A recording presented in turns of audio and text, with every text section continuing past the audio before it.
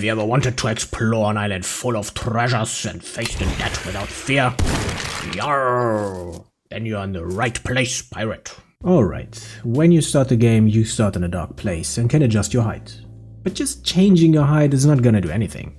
You literally have to click on reset, yes, every time you start the game. So after we have solved that puzzle, let's check out the options real quick. Under general, your typical movement options, nothing special that needs explanation. But if you have questions, you can write them in the comments and I will answer them. Under position you can recalibrate, or you do it in-game by pressing and holding the left thumbstick down to reset your height. Graphics are your graphics, and to be honest, the game runs smoothly on maximum, but it also looks quite good on medium. Languages, if you want to change your language, you have to do it here. And last but not least, audio, typical audio options. Well, let's start the game, but before we can play, we need to choose a game slot. Click on the area we want to play and press start. Movement is standard, left stick to move, right stick to turn, which you can swap in the options. Crouching is being done by pressing the right stick in. You can also swim, and there are different ways for you to swim. You can either use your hands by pressing both triggers and then moving both hands at the same time, or just use the left stick, which I do recommend because the trigger variant felt kinda strange.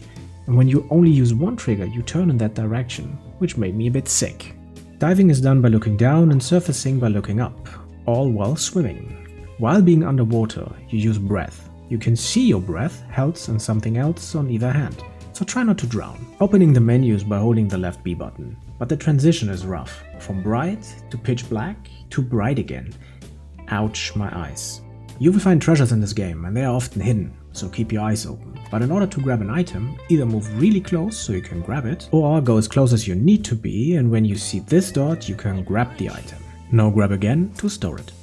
When holding the A button on either side, you open the inventory, and here you can see your first stored treasure. The treasures you find can either be hoarded or spent on challenges you will find in the game. There's actually no other use for the treasure than to spend it on challenges. Of course you find chests, but to open them you have to really make an abrupt move upwards and then hold it and push it a bit more so it stays open. I don't really like that approach. I think it would be better if we can just open the chest and it would stay open.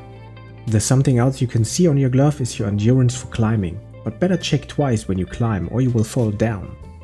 To reach the top, you need to place both hands on the rock and then pull yourself up. By the way, there's an R missing in the explanation. It says yourself, not yourself. Something that I think would be very cool is if you could move the leaves away with your hands. That would give the game really a big immersion boost.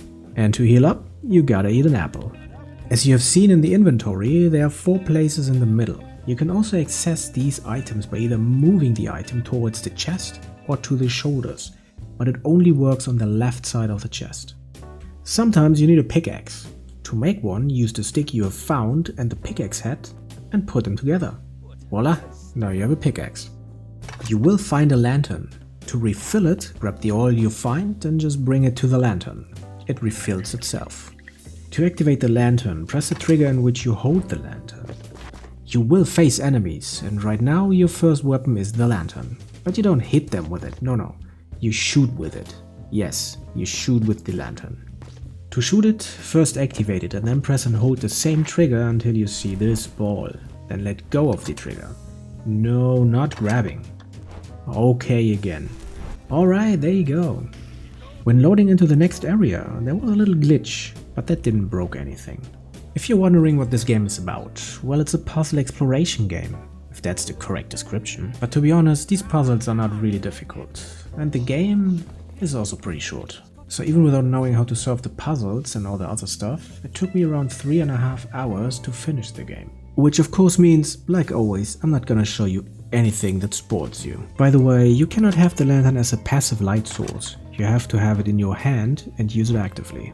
Okay, let me go back to climbing for a moment. When you climb, your endurance recharges, which is nice, but when you just wait, it will go down, so keep that in mind. Now endurance means you lose the grip and fall. And of course, I have found a bug. After you have finished the first puzzle, there's a texture which can only be seen from one side. You will come to an area where you'll be diving for a long time. And like we talked about earlier, you can run out of breath. And most of the time, you can't just swim back to the surface. So keep an eye out for these bubbles. They top off your breath a bit. Not completely though. just enough to keep you from drowning. Yes, you will see spider webs, but there are no spiders in the game, don't worry. In the prison level is where something happened that I do not like. For example, I got stuck because... yeah, I guess that's the reason, because...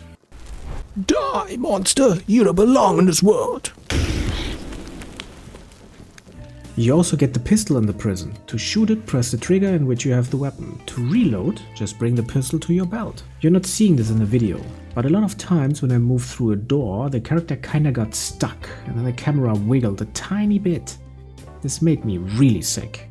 Alright, let me show you a challenge, the axe throwing challenge. So you need enough treasure to pull the lever and then we have to throw the axes.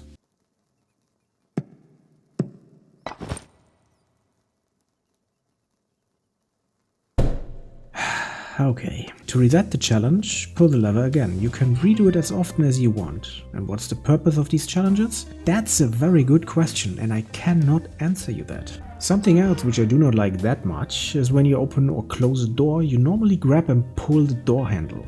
But here you just grab it and the game does it for you. You also have a bird which is guiding you and is commenting on nearly everything you do. And you can also get an onion. What does it do? Looks like you have to find that out for yourself. Later in the game you also get a second pistol, but I never used it, I only used the first one because it's good at close and long range. Okay, let's say you want to swap your lantern to the right or left side. Well, you'd think you would just put the lantern on the other side, right? No, that's not how it works. To switch the item on your belt, you need to grab the item you want to swap first because the other item will then take its place. It's kinda confusing, to be honest. After something you have to do and a puzzle you have to solve, well, things get a little bit more dangerous. Good luck with that. Well, that's it for this video. I hope I could give you a good overview, how the game plays, feels and looks. If you found this video helpful, don't forget to hit the like button. It really helps with discoverability. And if you don't want to miss any new videos, consider subscribing. And when you fight all alone and you fight against the dead, don't get lost. Stay mensch, stay true to yourself.